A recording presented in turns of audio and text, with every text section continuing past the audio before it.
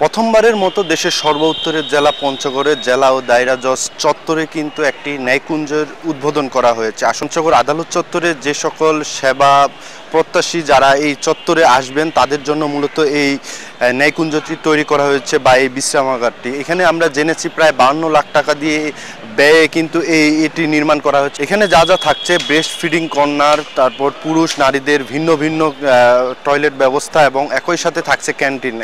জানিয়ে রাখি যে এই ন্যায়কুঞ্জটি আজ সোমবার উদ্বোধন করা হয়েছে। আর আমরা দেখেছি যে এই উদ্বোধনে কিন্তু ভার্চুয়ালি যুক্ত হয়েছিলেন ঢাকা থেকে বিচারপতি জনাব KM হাফিজুল আলম। একই সাথে বলে রাখি পঞ্চগড় জেলা ও দায়রা জজের জজ ইমদাদুল হক আজকের এই প্রোগ্রামে সভাপতিত্ব করেছেন। এখানে একই সাথে বলে রাখি যে পঞ্চগড়ের যারা আইনজীবী রয়েছে এবং জেলা ও দায়রা জজ একই সাথে চিফ জুডিশিয়াল ম্যাজিস্ট্রেট আদালতে যারা বিচারক রয়েছে তারা কিন্তু এই অনুষ্ঠানে যুক্ত হয়েছিলেন। আজকের এই দিনটি বিচার প্রার্থীদের প্রাপ্তির একটি দিন হিসেবে পঞ্চগড়ের জেলার ইতিহাসে লেখা থাকে। বিচার প্রার্থী জনগণের একটা আশ্রয়স্থল, অর্থাৎ একজন বিচার প্রার্থী তিনি এই কোর্ট চত্বরে এসে কোথায় যাবেন, কি করবেন, এটা হচ্ছে তার একটা স্থায়ী ঠিকানা। জনাব সৈয়দ রেফাত আহমেদ মহোদয় যে 12 দফা নির্দেশনা প্রদান করেছেন তার অংশ হিসেবে পঞ্চগড় জেলা ও দায়রা জজ আদালত এবং চিফ জুডিশিয়াল ম্যাজিস্ট্রেট আদালত প্রাঙ্গণে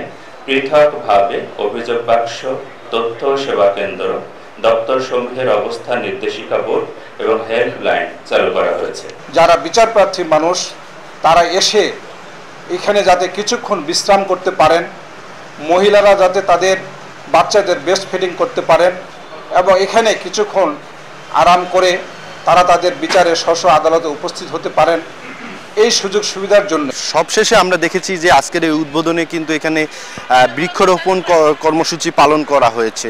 পঞ্চগড় জেলা ও দায়রা জজ চত্বর থেকে সোহাগ হায়দার, সময় সংবাদ, পঞ্চগড়।